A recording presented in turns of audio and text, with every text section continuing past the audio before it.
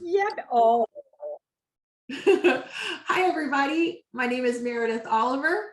I'm President and Chief Digital Strategist for Meredith Communications. We are a home builder marketing agency. We're located in Raleigh, North Carolina. I hail from Orlando, Florida, but these days I'm out of Raleigh, North Carolina, and I'm so happy to be here. The September Builder Town Hall. Well, it's that time of year where kids are back in school, but another very important pastime is back, and that's football. Football is back. I'm a massive college football fan, and I watch a fair amount of pro football, NFL football, but I watch a lot of college football. And so with the return of college football and the NFL season, maybe my favorite part is the return of college game day on Saturday mornings. Do we have any other college game day fans in the house? Shout out in the chat. Love me some college game day. I love how the experts on the panel give their thoughts on the playmakers of the previous week, who to look out for. I love that they put college game day on a particular college campus and all the students are behind them with the crazy signs and the energy. It's awesome. If you don't watch a lot of college football, then the equivalent is NFL Sunday, and it's basically the same thing. So when I was envisioning today's show, I thought, college game day, NFL Sunday. Yeah. So today I want you to consider the four of us your new home sales game day coaches. And this particularly works well because our surprise guest, who I'll introduce a little bit further later on, Dave Betcher, has the analysis and the stats just like Bear on college game day. And so he really completes the panel today. So we are going to be your coaches. We're going to take 3 sales topics. We're going to go rapid fire, 15 minutes per topic. When the bell rings, we stop, we move to the next one. So our goal is to really keep the energy up. We want to make this as practical and relevant to you as possible.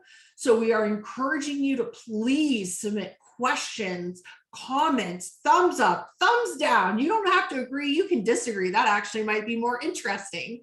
But we want you to be engaged because that's one of the signature parts of Builder Town Hall. So please don't put us just on one monitor while on the other monitor you do your email. I know you're doing that right now. Stop, watch, listen, and really get into the chat because you can learn as much from your fellow peers and tribe in the industry through chat as you can learn from us. So take advantage of this opportunity. If you want to eat your lunch and watch, that's cool, but try not to multitask your work too much.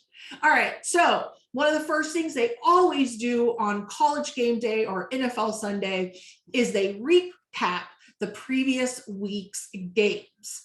So I typically do that in what's called a segment called Meredith's Metrics. So that's what I'm going to start. I'm going to invite Dave back on with me. Dave has been working for the past, is it 2 or 3 years now? 2 years, yeah. 2 years, 2 years. As a consultant to home builders, specifically in the data analysis, reporting, CRM setup, usage, all of that amazing stuff. So he's our statistician today and he's going to help. So I'm going to start, Dave, with some marketing stats and just feel free to jump in wherever you feel. Website traffic. All right, I'm going to talk about that first.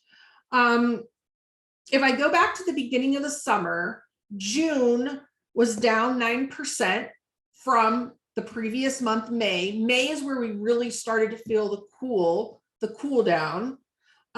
June was down 12% year over year. So I just want to compare that now. Let's jump forward to August, only down 2% month over month, but also down 12% year over year. I'm actually surprised it's only 12, to be honest with you, Dave, because it feels cool enough out there that it could be down 30, 40%. I don't know. What do you think? It's interesting looking at different market segments and looking at California compared to Florida, for example, and just seeing the difference in website traffic. And as we all know, a lot of it also has to do with how much we're spending. So there is certainly a correlation Of course. between the two. But certainly the California market hasn't struggled quite as much as the East Coast market. We are seeing some numbers that are significantly higher in terms of website traffic than we saw a year ago in some markets, Arizona, Northern California, Southern California, in some markets. So there is certainly some variety depending on the market that The actual you're in. And I think location. and I'm not saying anything that people don't already know, but it's really quite interesting to look at the summer months and the increase in traffic than we saw in April and May, significantly. In some cases, I'm just looking at a builder here, looks like about a 30% increase, Meredith, That's between amazing. July, August to May and April. Yeah, so we saw that big dip in April, but certainly seen an increase again.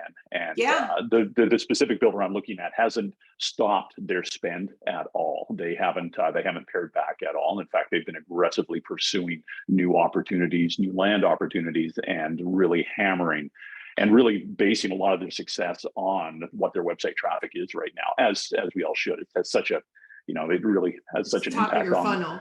on the flow of leads. Yeah, for sure. Yeah. And I think when I do this segment, I always remind everybody, it doesn't matter so much what your numbers are as where they fall on your particular own trend.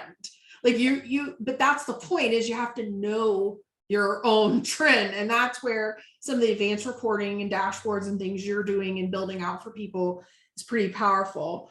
A couple other metrics that I came up with as it relates to websites, since that's what we do so much. Time on site has remained very steady. So we're looking at 3 to 3.5 minutes per visit. Pages per visit is still quite steady year over year. So the people that are coming in still want and need to move. And so part of it is, if you feel like it's a little slower, if you're the sales leader of a team or you're one of the new home sales agents today, this is a mindset game. So part of this is maybe your overall quantity, your fire hose is maybe a little slower, but the quality is still really good. So we don't want to get in a mindset of nobody wants to buy, or, these aren't good prospects that are coming in.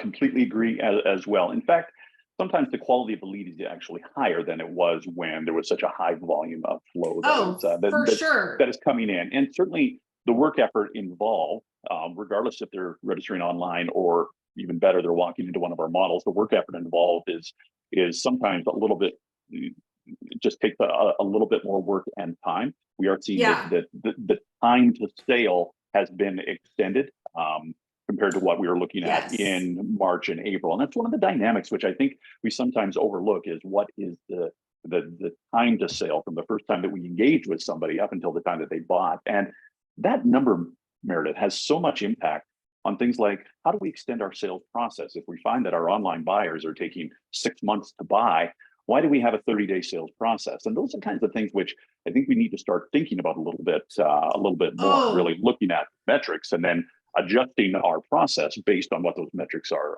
telling us, especially for buyers. I mean, since we do so much OSC coaching and training, we've been extending out their response follow-up programs because they were too short, to your point. Yeah. They, 30 days isn't really going to cut it in some markets. We've got a great comment and question from Peter Shattuck Homes out of DFW. You're always so good to tune in, and I always appreciate it when leadership tunes in. I think that's amazing, Peter, by the way. So anyway, you were saying, by region, I can tell you having several clients in the Dallas-Fort Worth market where you are, those numbers, while they're down slightly, they're not down as much as some of the other markets we work in, since we do work all over the country. Same here with Raleigh-Durham. Raleigh-Durham is still quite strong. It slowed up, cooled is the word I like to use. But yeah, to your point and comment in the chat, it does vary by region. And I think that the migration patterns, Dave, had the most to do with this. So another market we work in heavily is Boise, Idaho. That was a massive migration market during the lockdowns. Yeah. And it has significantly cooled. Those migration patterns have cooled off. That might be why some of your California markets, Dave, are actually up, because some of the migration has slowed. Yeah, I completely agree with that. And certainly the Idaho market is a great, I've got a personal connection with Idaho, and looking at how the migration has affected even resale home pricing as well within the Idaho and the Montana markets, both northern and southern Idaho has increased, certainly have cooled down, but boy, the migration has just been phenomenal. So congrats to Boise for sure, because they've killed it. Yeah, you've got massive growth there. It's only going to bring more jobs and employers and all kinds of great stuff. A little bit more traffic too, but it'll be okay. We promise. Yeah, exactly. Okay, so the number that kind of freaked me out, Dave, and I'm curious how this is going to compare to your clients. So, now, and just so just to remind you guys, like, I'm aggregating about 65 builder website, Google Analytics, and these are from all over the country. They're all different markets. They're small builders, big builders. There aren't any nationals in there because that's typically not our client. But they're regional, they're good size. The number that worried me was goal conversions. Yeah. So website traffic to an actual lead. And I'm not just saying email. This could be phone call to the OSC. This could be live chat to the OSC. It could be carrier pigeon to the OSC. I don't care what channel they use, but I mean, I was seeing a 40% year-over-year decrease. Yeah, I'm looking at two reports right. I'm looking at two reports right now, Meredith, and about 37% is the average. And what once was a 4% conversion rate, so if we take those new web visitors, and then looking at what the conversion is to an actual lead, and let's just call it an MQL lead for our marketing qualified for our OSC teams, down just above 1% right now, right? So a lot of people are looking still, and website traffic, even though it has remained or has grown, the amount of registrants that are inquiring has certainly dropped off significantly. So that 1% is always a little bit of a concern, isn't it? When you look at website conversions. Yeah. And it's a pretty simple stat. You look at website traffic and you look at how many leads we got, to do the math really quickly, and you can start to track. On it, it's been steady around 1.5 to 2%. So when we start dipping under that, we can always gauge, pat ourselves on the back for how great we are for our website traffic. But what are we doing to convert those leads? And do we have enough strong call to action, or do we have enough? Is there a reason enough for people to register for more information? And that could be a whole town hall in and of itself, and one that we should probably plan to do. Yeah. And we'd love to have you back, because right now you've got to fight for every single, we're going to call it a registration, but again, I want to emphasize that you should be using multiple channels of communication on the site to offer people to communicate via text, live chat, email, form, phone. There should just be, so whatever channel they prefer to communicate with you, that is the only way you're going to get, you were saying you'd been at about a 4%. Yeah, our websites average a 4 to 5% conversion rate, exactly where you were at. And I'm about 40% down. Yeah. So that tells us And that's going to lead perfect. Ding, ding, ding. It's time for topic number 1. So Kerry and Ange join in and let's hit it, because that's going to take us right into our first topic. Because whether it's an online visit on a website or it's an in-person visit, our first topic is getting back to the emotional sale through how you present yourself and how you, the salesperson, or you, the marketing person, via marketing tools, really connect with that. So Kerry, I'm going to get my timer started. We're going to do this for 15 minutes. Why don't you give us an overview? Angela's already freaking out. Putting a timer on her is like putting lipstick on a pig. Yeah, I'm doing it, people. That's it. Okay. Oh, wrong thing. Okay, I do this to Alan all the time. Okay, here we go. So Kerry, give us a little overview. What is this getting back to the emotional sale? Why? How? Go. Yeah. So I'll just start with is that from the pandemic, I think that a lot of us lost the structure to our presentation, like the very rudimentary form of this, which they'll be able to get what we're referring to as this, right?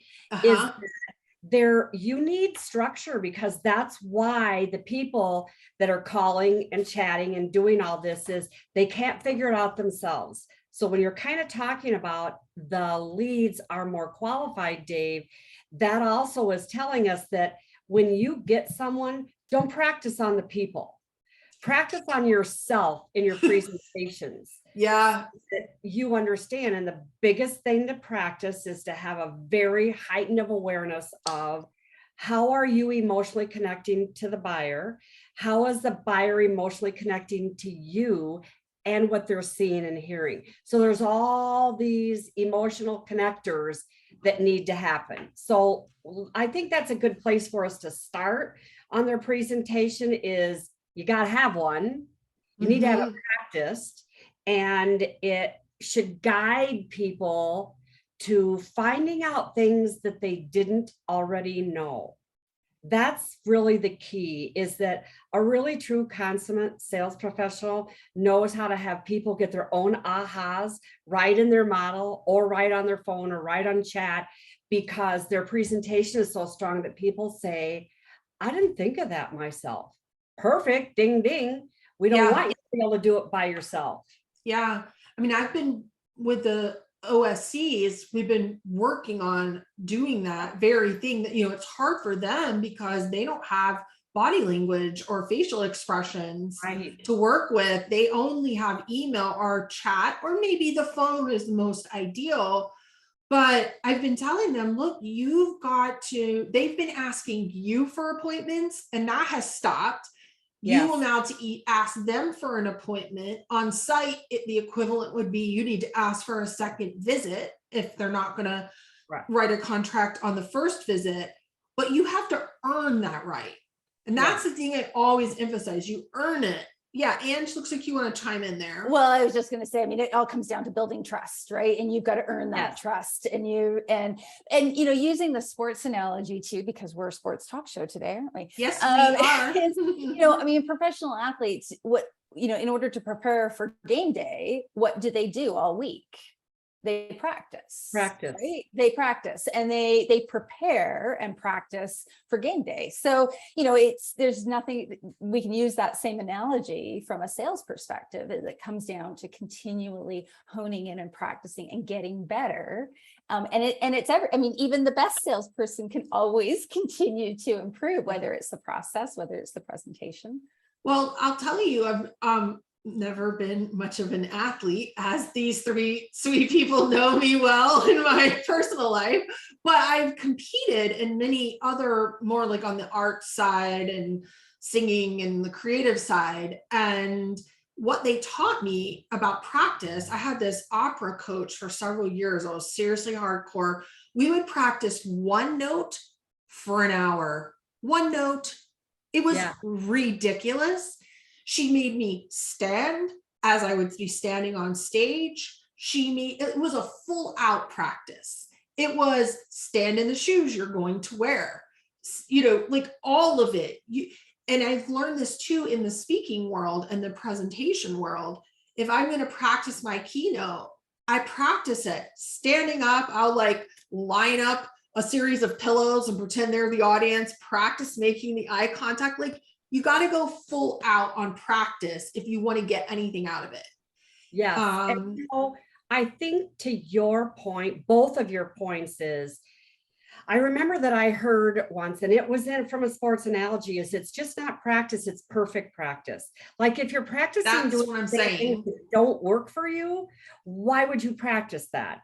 So you need to learn and grow and develop habits of perfect practice. And the word that goes behind what we're all talking about is, because we are back to on-site visits. Mm-hmm. They're coming.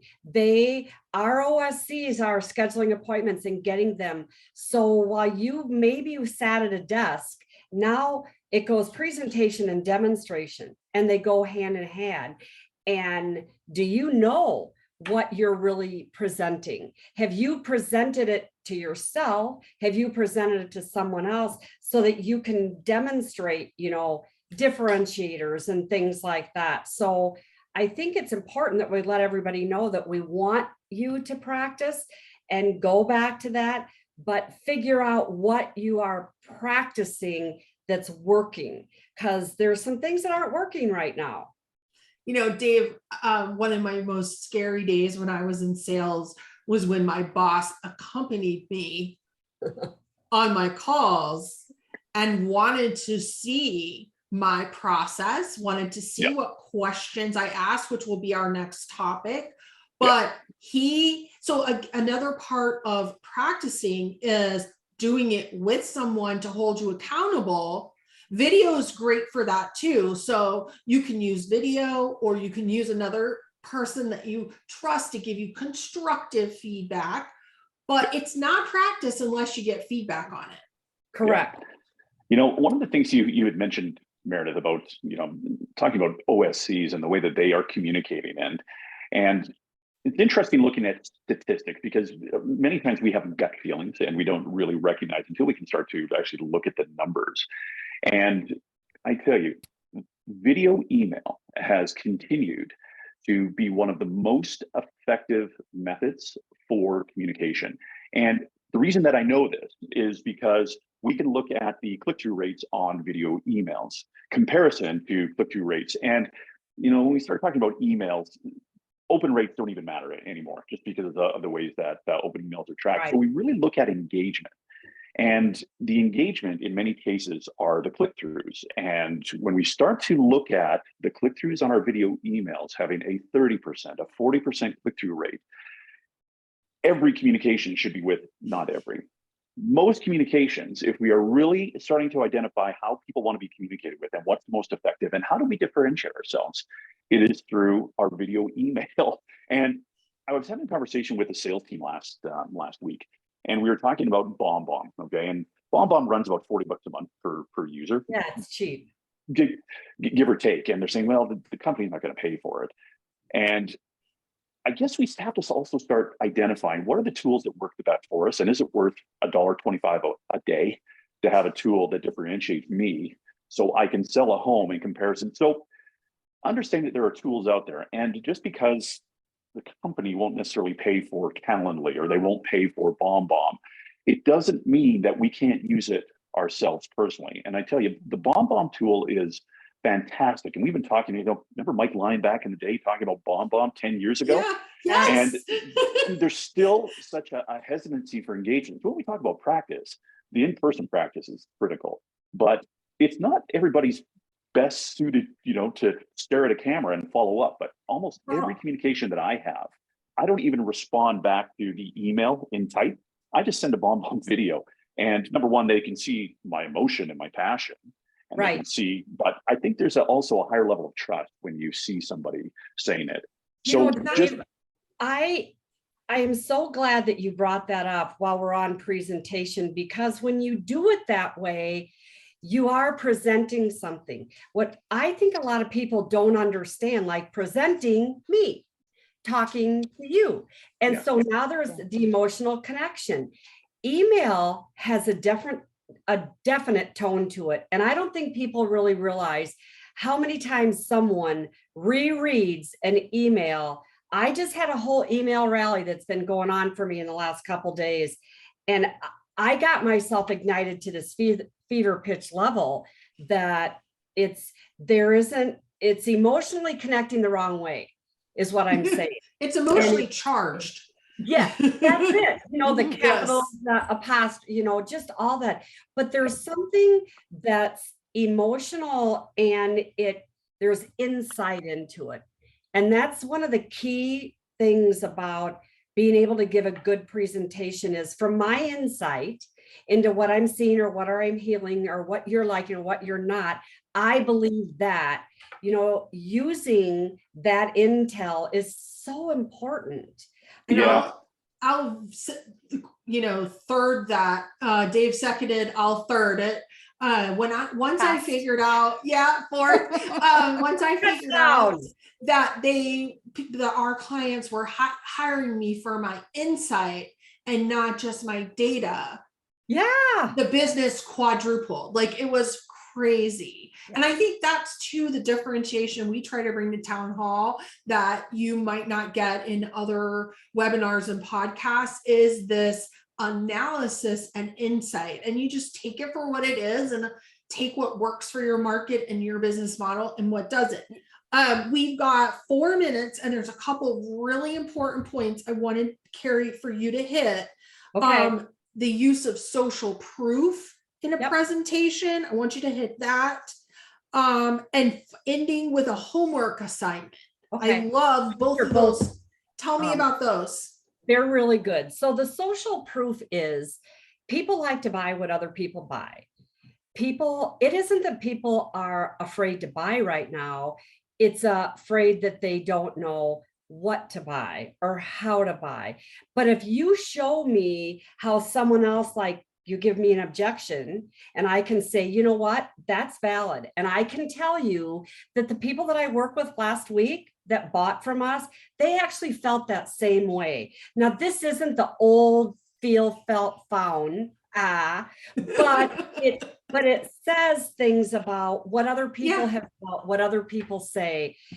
Social proof is you've got to keep up on your testimonials and you have to know who and what to talk about in your models so that people understand it. So social proof is talking about and advertising and marketing to who likes you, who liked you last, who liked that floor plan. The end with the homework assignment is because we are always trying to get the second appointment when we're in our first appointment, always. So how do you get that? As you're going through your presentation, which is why I'm saying you want presentations, they buy you time, which buys you insight and information. No presentation, no time, no insight, no sale, right? So the homework is, as we're going through, you say to your customers things like, I just thought of something that I want to get back to you. When we get together next time, I'll have that ready for you. If you haven't given 3 homework assignments to yourself, and if you've not requested a few homework assignments from your customers, your chance of getting your second appointment are not nearly as high as the people that have homework to bring back to the teacher. That's kind of in a nutshell. Yeah, I mean, it's a fumble. If you don't give them a homework assignment, it's a fumble. But if you give them a homework assignment, now they've got the ball, they get an opportunity to, drive down the field and get some more interaction with you. Yeah. All right. 1 minute and 35 seconds on emotional presentations. Who wants to chime in? We got any last tips? You're emotional. Oh, you know what? I was just writing something and talking about emotional and just going back to video email and just the value of that. It's the video email is kind of like the art of balancing your sales style with your sales structure. Right. Yeah. So it's, it's balancing, it's allowing people to kind of see who you are, but then also providing them with the information and moving them along the sales funnel. So it's kind of that mix, whereas email, to your point, Kerry, before, like it's, you know, it lacks the emotion, it lacks, or it's got a lot of emotion. It's not good. Yeah. And it's negative. So just that, and I wrote this down while you were talking. It's that art of balancing the sales style with sales structure. And I think if we can do that throughout the process. You know, and you just hit a really good point, because part of that is the handoff, like from the OSC to the salesperson. Like when the OSC schedules the appointment and then the salesperson sends a video that says, you know, we'll be getting together, and they get to see who that person is, their chance of ghosting that appointment are much less when someone has said, or if it's not the video, which it's great, even the call, we'll be getting together, you know, so-and-so set up the appointment. It's, you know, that warm pass, like sometimes the pass in the game is not necessarily 100 yards. It's, I told her I would shut up.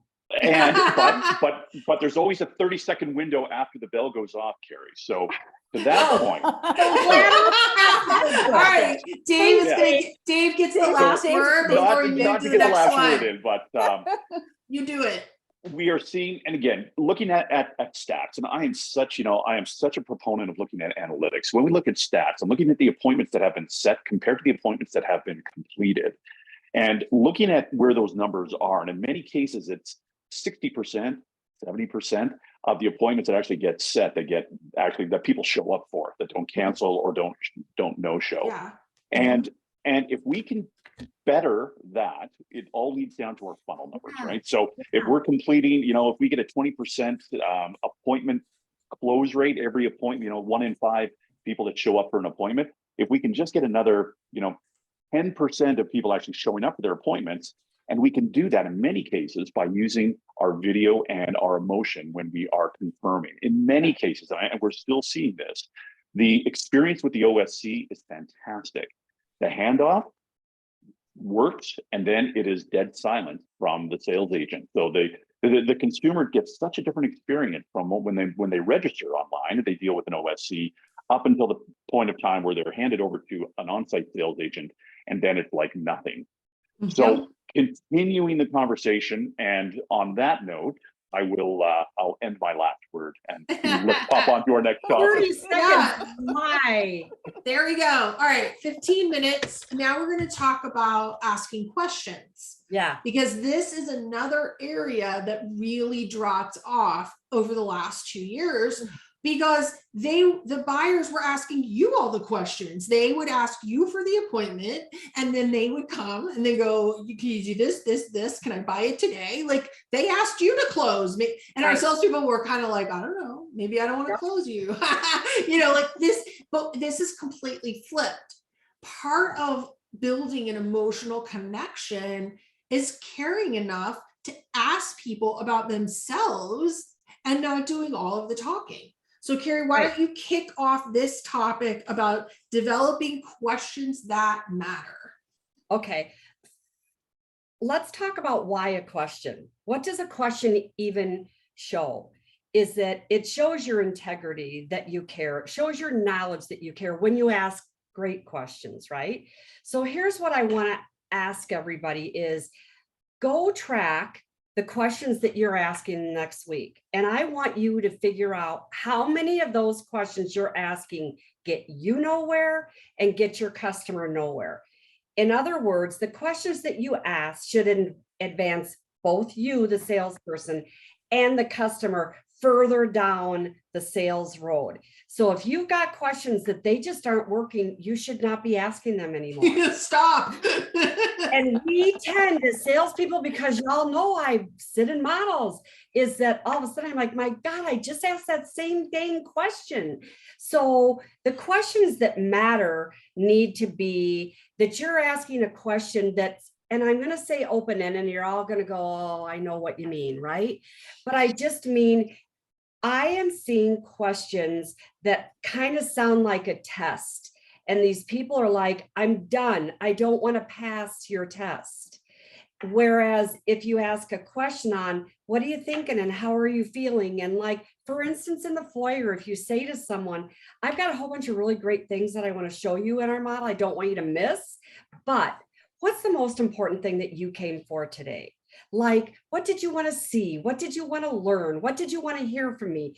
Because that is what I'm here for. I don't want you to miss things that are about us as a company, but I need to know what you as a person need to find out. So the net of that, Meredith, and everybody can go through this is, are your questions a test or are they the beginning to a conversation? I love that. Isn't that's amazing advice. That right there will triple your income if you could learn to do exactly what she just said. And conversational question asking is hard. It is a skill that you learn, and you're going to ask some really terrible questions as you get better at this, and that's okay. That's all right. It's just, the point is, don't ask it again. Like, let's put it on the no list. Sure. But you have to experiment with it. I mean, the word that comes to my mind, Angela, is that personalization that we've talked about so much. If the question sounds like a test, then it sounds like a line, like dating, where somebody just lays a line on you. Whereas instead, when a handsome gentleman like Dave notices something lovely about a new haircut, you know, it feels like they're paying attention. Yeah, right? They care, right? Yeah, it's just caring. Yeah. Mm-hmm. The other element to this is we take in so much information, and as good as we think we are, we cannot remember anything, quite honestly. So while we're asking these questions, it's imperative that we also write them down, whether in our CRM, preferably in the CRM, at the very least on the back of the guest reg card. So at least we have some reference when we are following up. And, you know, I kind of always liken this to going to the dentist, and it boggles my mind how they know 6 months later that what my dog's name is, but what molar they filled, or it's because they take pretty good notes about me, and they type it in after they every really single do. appointment. It's on the screen behind your head. Well, you're laid back exactly like this. And the screen has all the answers. I totally agree. And as salespeople, it's imperative that we not only ask those questions, but we can also put them down into somebody's profile. And it's such a benefit to us as salespeople to give us some point of reference as to what were the key buying points, or what was the budget that they had, what was holding them back from making a purchase. Those kinds of things are just so important. And if we have nothing there, it's also imperative that sales managers hold their salespeople accountable to do that. Oh boy. And again, we need another 15 minutes for that. Kerry, I want to hang on one sec, Kerry. We've got a question in chat that I want to do before we get too far away from the test concept. Catherine's asked, can you provide an example of a test question? The first test question that I hear all the time is, what brought you out today? Here's my question. Do you care? At that point, its questions are also about what you ask and when you ask them. At some point, you might want to know, had they been on the website? Have they done this? Have they been in the community before? But in the foyer, no. So basically a test question, someone thinks, well, actually what brought me out today was my car. But so those are the things like, how many bedrooms do you want? Test questions. Or, you know, like when someone says, let's talk about bedrooms for a minute, because not always are we finding anymore that people are sleeping in all these bedrooms. One of them typically is a flex room. How about that? How does that feel for you?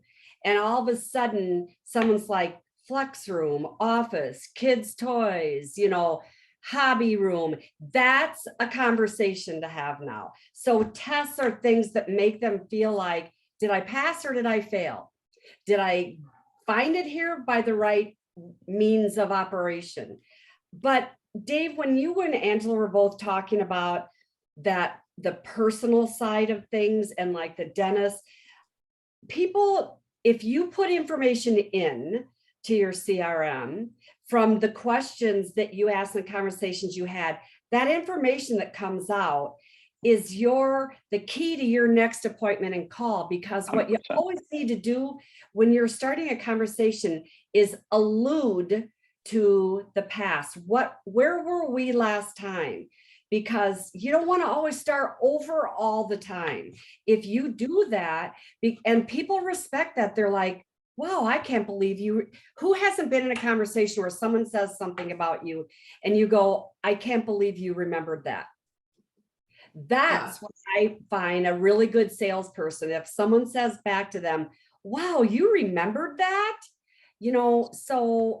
And personal and developing questions and knowing that, you want to be advanced as a salesperson because you want to sell a home, right?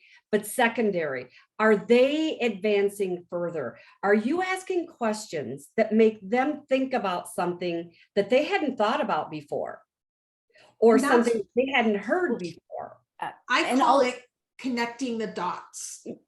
So we want to connect the dots in two ways. Connect the dots between our conversations.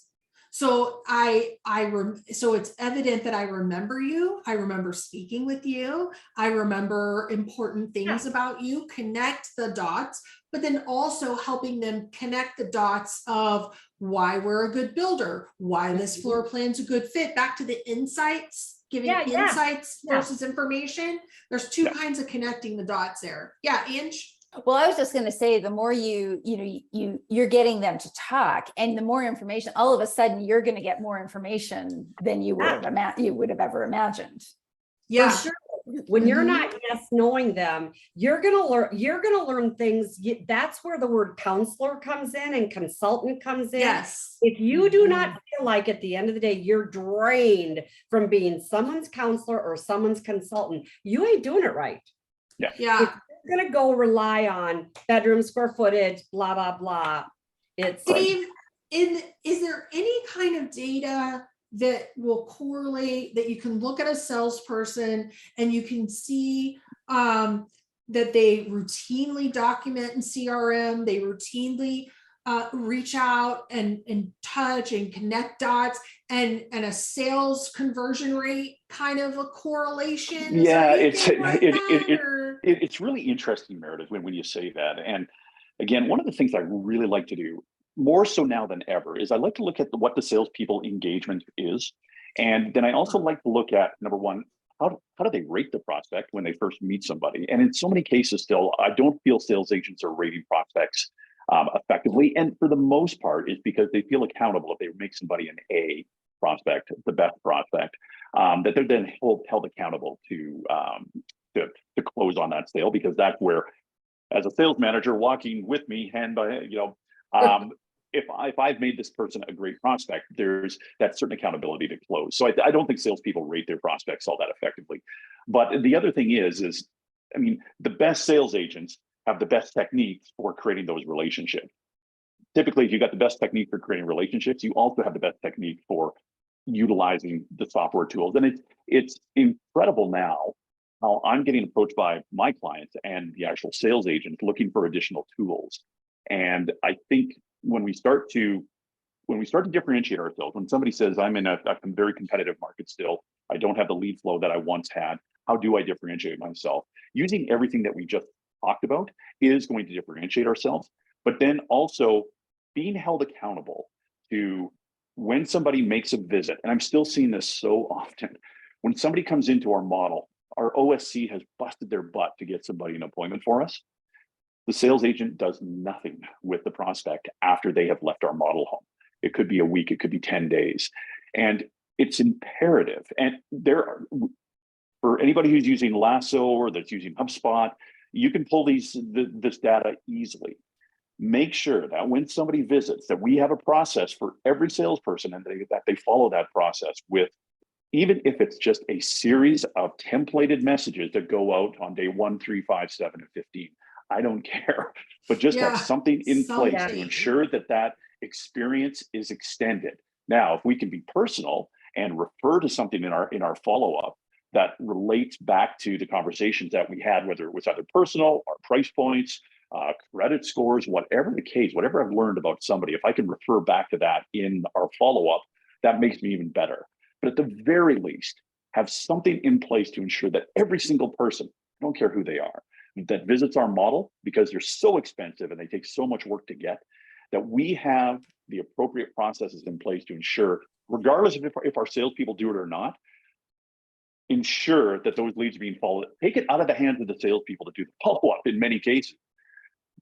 And that's, we have a number, we have a number of clients, Dave, that after X number of days, if nothing has happened with that on-site prospect, it goes back to the OSC to restart the funnel and see if they can't get them back in, and maybe it's to a different community.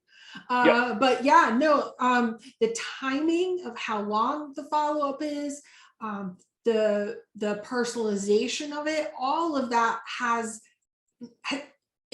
over the summer, we've done a lot of makeovers. Because it no longer fit. It fit the previous market, the COVID pandemic market. It didn't fit the post-COVID market very well. So, Ange, why don't you wrap us up? No, I was just going to say, we focus so much on the OSC process. And to Dave's point, we have to put some focus on the on-site sales process. And what that looks like, and because going back to the OSC isn't really what we want, right? That's not what we want at all. And that's not a good solution. I mean, it's fine and it's okay, but let's avoid that. And where are we falling down from an on-site perspective, and focus more on that. And one of the things, Kerry, in your notes on this topic, and we'll end on this, we've got like 45 seconds, is and this was a comment out of chat, so this is why I'm pulling this out. Spend a few minutes before the interaction thinking about the right questions. And if you've talked to them before, reviewing your notes. So you can connect the dots. I want to do two things real quick, and I'm going to try and do them in 45 seconds. But the answer to that is, we find ourselves like in front of our computer like we are right now, then this gets done, and then I remembered that I had a call to make, and I just pick up the phone and make the call. The few minutes that I would have taken to bring me back to where I needed, like reverse engineering, this is what I want to happen on this call, so these are the things I need to do, right? So those minutes that you spend prior to calls will help you immensely improve things. But I think that we've talked about questions enough that I just wanted to touch on the sheet where I wrote the process of creating great questions. You need to know things internally, like, do I need more information about their needs? I'm in this presentation, I don't know enough about their needs. Then you ask questions on needs. It will tell you, your brain will get led. Do I need information about how they like to shop or buy?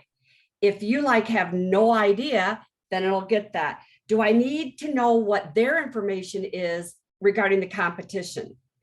Is there competition? If you give yourself the litmus test on the things that you don't know, then that will help you talk about the conversations that you want to have with these people.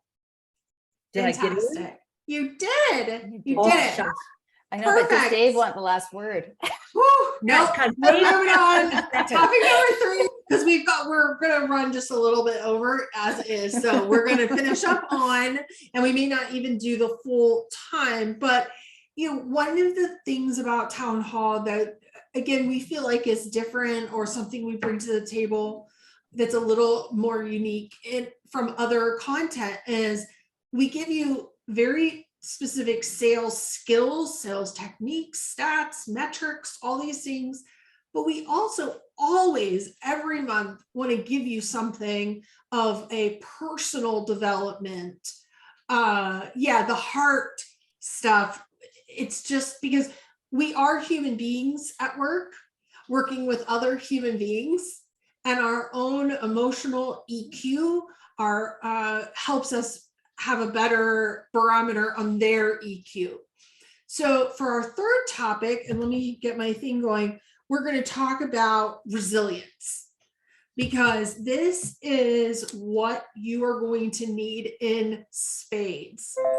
I was thinking about a one-word description of what you needed in the pandemic insanity markets, and to me that word was stamina. You needed stamina just to manage all of the leads, to talk to all of the people, to do all the appointments. I mean, remember when we had Magda on out of the Charlotte market, and she was managing 80 under construction and writing 5 more a week? That's some stamina right there, baby. I mean, that's amazing. This market, I think one word would be more resilient.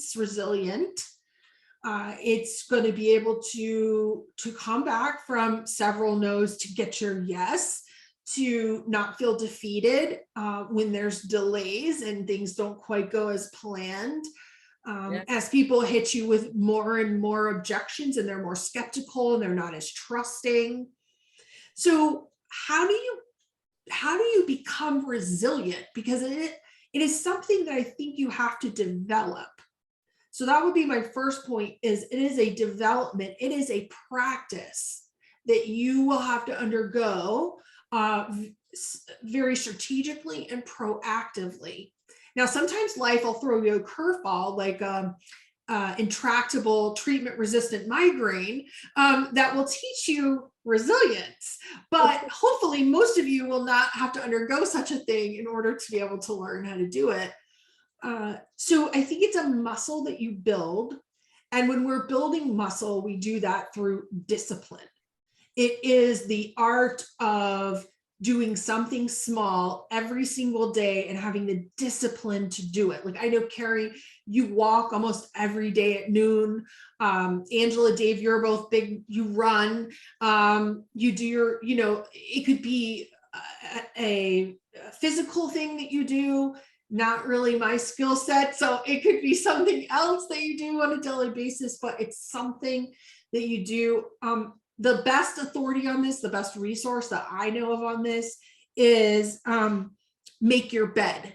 It's a book that's literally the title of it, Make Your Bed. There's also a commencement speech address, and the author is an Admiral, William H. McRaven.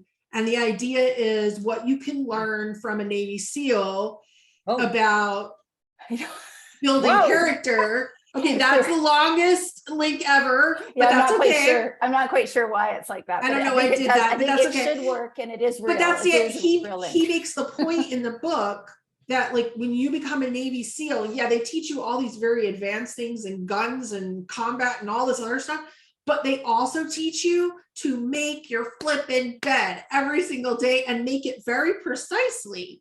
Mm-hmm. And that is the beginning of discipline, which is the beginning of resilience. So I think that's something that we can definitely chew into for the next 10 minutes. Oh, you got time too, Angela. Yeah, and Dave and I.